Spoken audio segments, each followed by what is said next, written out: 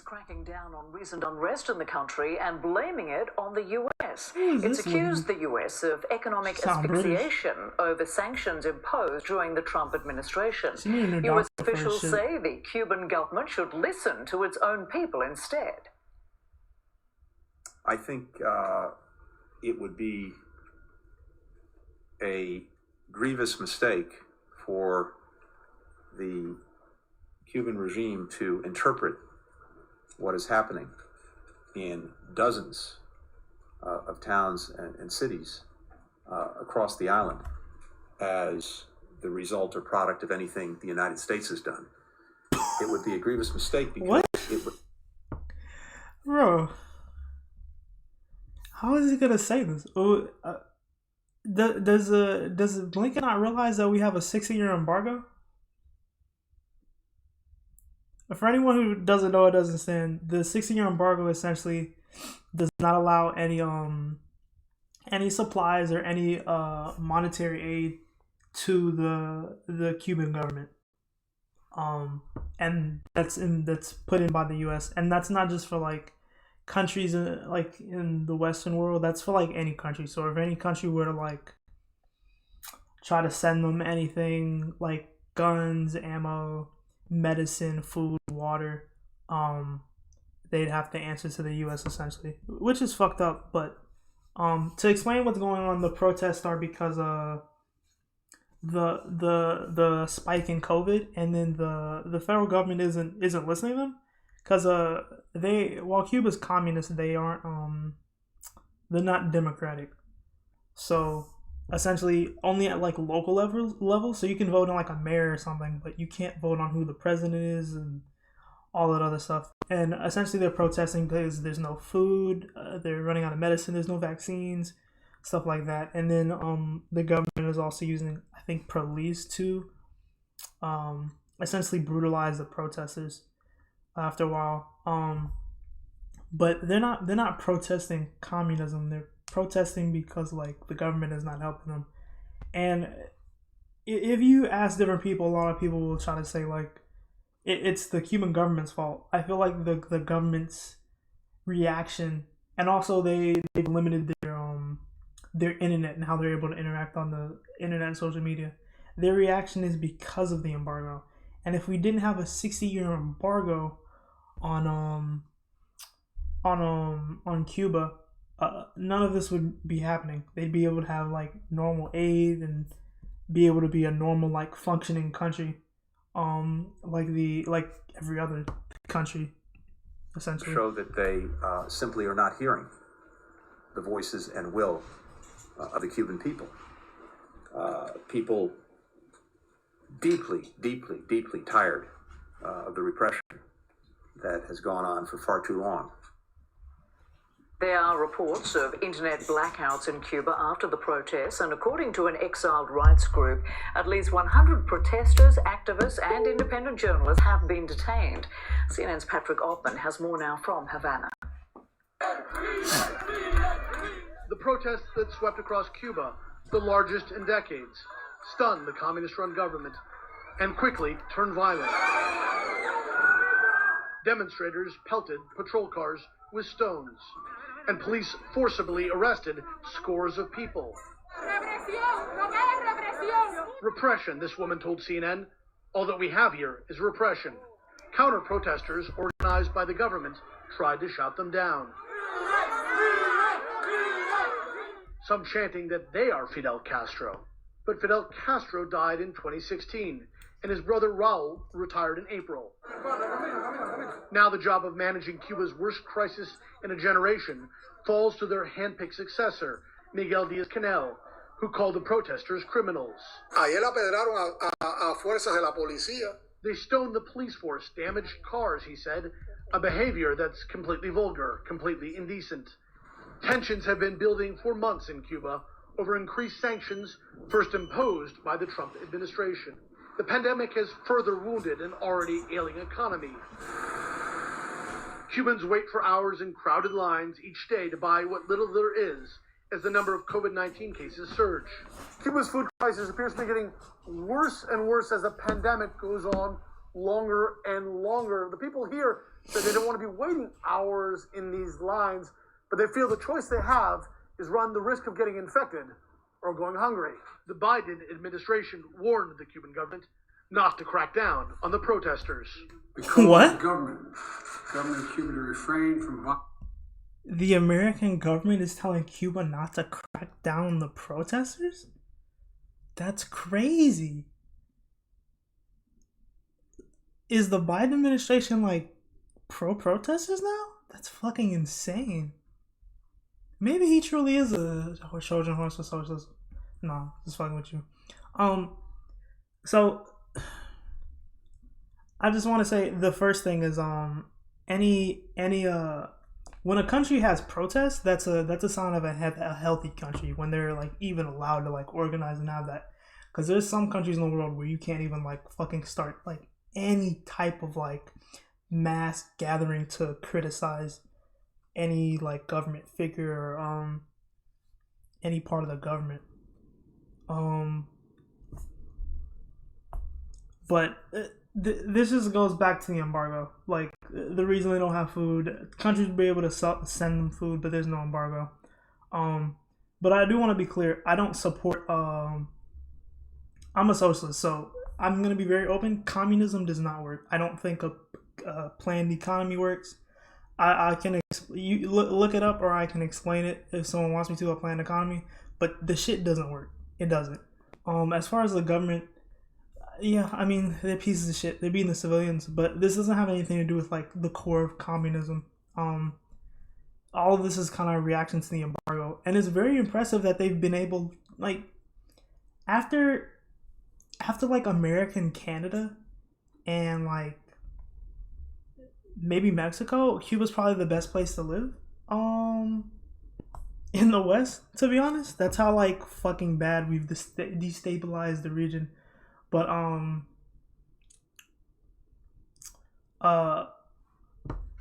we'll just continue the video. I'll say more later. There are attempts to silence the voice of the people of Cuba. But after a day of angry clashes, that warning may have already fallen on deaf ears. Patrick Ottman, CNN Havana. And Cuba isn't the only country where economic upheaval is linked to COVID. Over the last... Okay, this is what I want to say. So, there are people who still essentially want to uphold what happened in the Cuban Revolution. For anyone that doesn't know, when Castro had won the revolution, immediately when he started to enter Havana, all of the rich white Cubans and the rich white Cubans and the rich white Americans who were living in Cuba all flew to their retirement homes and shit in like Florida. And essentially when Castro took the reason why America demonizes Castro is because when Castro, his regime, took control of Cuba, he kicked out the American mobsters. He kicked out the mob. He shut down the casinos, I think the prostitution too. He got rid of the drug dealers. And what was really pissed America off was he kicked out all American capitalists and American business ventures. And if you were watching my social media, I posted a thing about "you're laughing, Castro took my slaves," and you're laughing, which is kind of what he did. This is why like black people love Fidel Castro. I'm not gonna get into his whole backstory, but he kind of fucks with black people, and so he essentially made labor laws where you can't just take advantage of the native and the black people and the poor and stuff. And also when he took control of Cuba, he got the literacy rate to like 99%, where America's is like 70 something. So that's why America like fucking hates Castro. And obviously when you do a revolution by violence, it's not gonna be like perfect or totally good. He still did some fucked up shit, I'm not gonna lie, but the majority of stuff he did was pretty good for Cuba. And most of the reason why Cuba is how it is because of the embargo. And don't let I want to be very clear about something. I'm not saying they all are, but Cubans in Florida are racist as fuck. it's because it's the white ones that ran away. The brown Cubans didn't really need to run away. Like, they finally got, like, fucking human rights, and Castro made it to where they were treated like actual human beings and wouldn't be abused. But, like, you know, if you talk to a Cuban in Florida, like, they fucking hate Castro, and they definitely don't like black people or any Hispanic minority for that matter. Mexicans, Guatemalans, El Salvadorians, they don't like any of them. They say the same. They're on the Trump shit. They're hella reactionary. The Republicans and conservatives, they say they're taking people's jobs. Immigrants are saying that they're illegal. They need to come in the right way. Like those motherfuckers came in the right way. They just came in the country because they had money, and they were like, they literally like, oh shit, Castro's taking office. I should probably hop on my private jet and get the fuck out of here. Year, we have seen protests across the world over government handling of the pandemic. And out of the 5 countries with the highest death tolls, 3 spots belong to Latin America. Yeah, and all of these countries have like corrupt, fucked up right-wing governments. America, Brazil, India, Mexico, and Peru. Obviously, you know, we had Trump, Brazil, Bolsonaro, motherfucker caught COVID, and you know, he literally denies vaccines. People have been trying to give Brazil vaccines for a minute, and they're just like, no, we don't want vaccines. It's fucked up, but yeah. Brazil is facing a new COVID wave, and protesters have demanded President Jair Bolsonaro be impeached or resign over his handling of the crisis.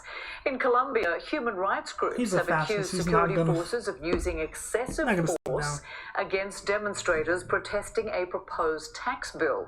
Critics said it would hurt the middle class in a country already struggling with COVID. And in Venezuela, there were already shortages before the pandemic. Human Rights Watch. Another example, we also have sanctions on Venezuela. No one is allowed to give them aid or any resources. So same thing.